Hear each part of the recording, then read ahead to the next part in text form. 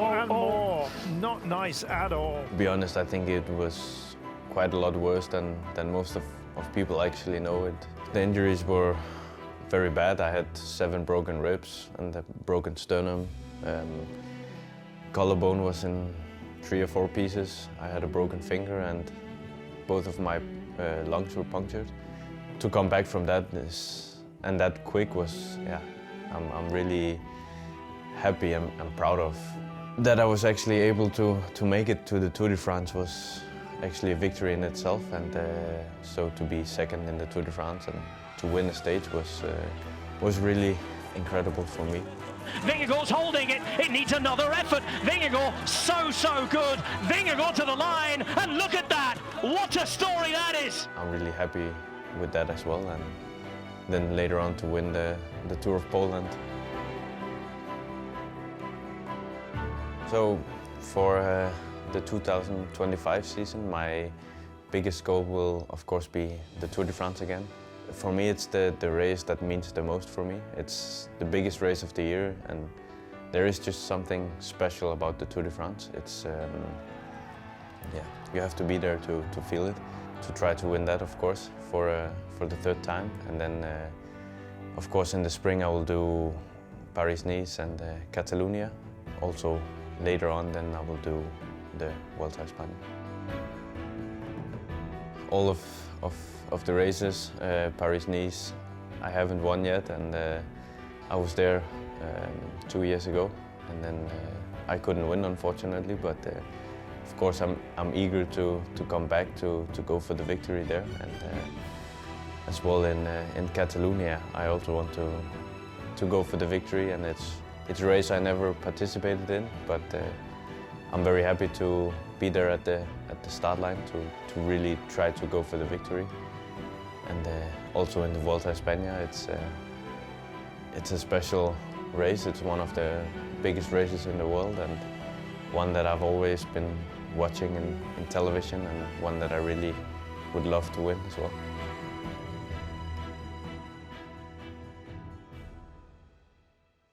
It really is incredible to see Jonas Vingegaard racing so well, Nat, and you're a dear friend of Jonas as well as a teammate, of course. And I think it's really easy with something like what he went through for us on the outside to look at it as a terrible event of itself.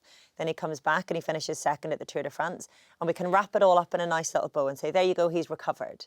But I'm curious, how is he still recovering from that crash that left him with multiple broken bones, punctured lung, fearing for his life, essentially?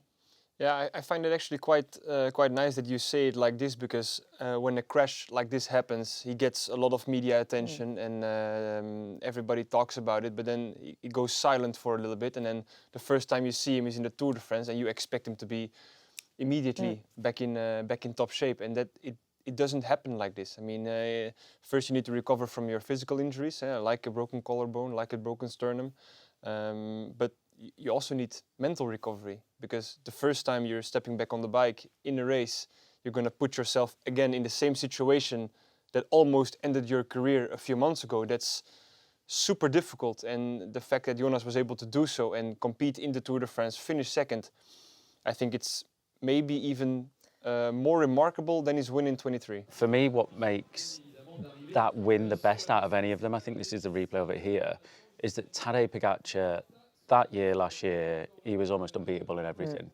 And on terrain like that, on a course like that, Jonas was able to beat him at his own game in a sprint, which we know Jonas isn't as quick as him. And I think that says everything about him. You know, it's the big goal is winning the Tour de France, but what he must take away from beating Tadej on that day especially must have been absolutely just mind-blowing for him. I don't think he might have not been able to believe it. I don't know what he might have thought after that, but yeah, just what a man, what an athlete. Yeah. It's incredible. Nathan, we're so lucky as fans to be able to enjoy this rivalry. Between them, they've won the last 5 Tours de France. We've never had a rivalry like this in the history of the sport. And we've been looking at the stats, and there are lies, damned lies, and statistics, of course. You can interpret them any way you like. However, between the 4 Tours de France that they've raced against each other, there's a time differential of 1 minute and 25 seconds if you're to add up the total amount of time it's taken each of them to race the Tours.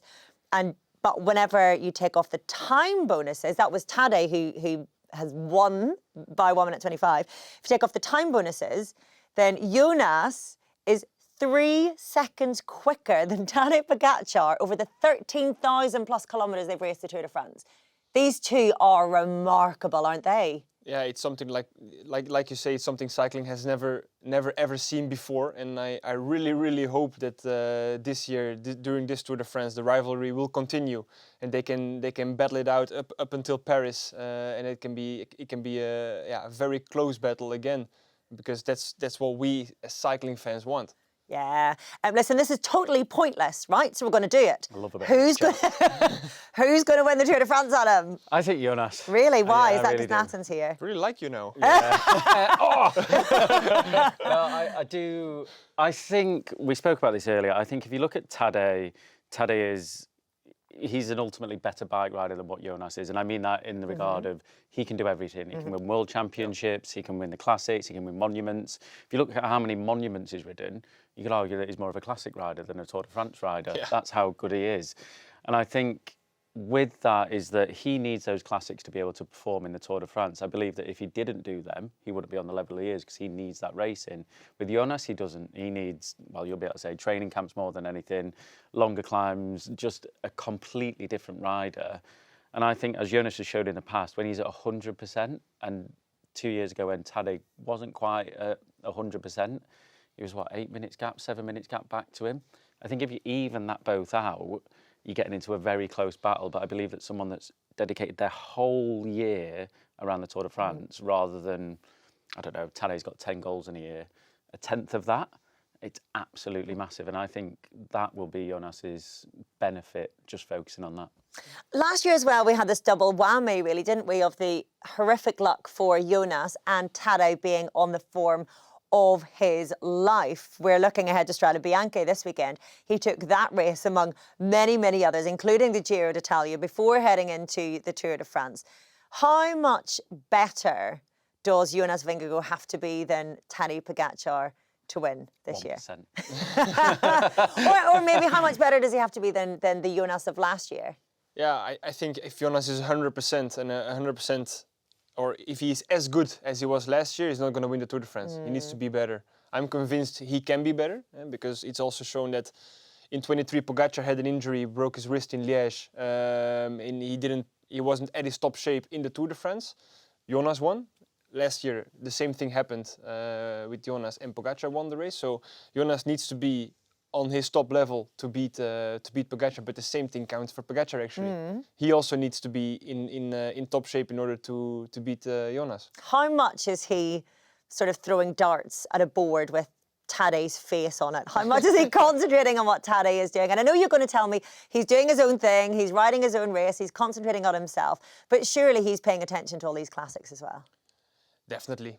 He'll be watching the races today's riding in, like Strade Bianche, for example, because if you cannot ignore your biggest opponent. You need to stay on top of it, and if it's not Jonas who is doing it, then it's the team who is doing it. So we are looking at all our opponents, because like that. No. The worst thing you can do is underestimating someone, and I think in the past we made the mistake in underestimating Tadej Pogačar, and we are never ever going to make that mistake again. When did you underestimate him? I think in the Tour of 2020, he at one point he took back 1.5 minutes in a stage that wasn't really a super difficult stage, but we allowed him to take that time back, and that cost us the yellow jersey in Paris. So never ever underestimate your opponent. Yeah, I like this. You're never going to underestimate Tadej Pogačar, that's for sure.